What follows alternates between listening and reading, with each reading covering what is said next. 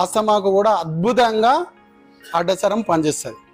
కానీ ఎలా వాడాలి, ఎంత వాడాలి, ఎవరికి వాడాలి, ఏ టైంలో వాడాలి, ఆహార నియమాలు ఏంటి, ఇవన్నీ కాస్త వివరంగా తెలుసుకుంటే మనకు చాలా దాని పనితనాన్ని పెంచవచ్చు.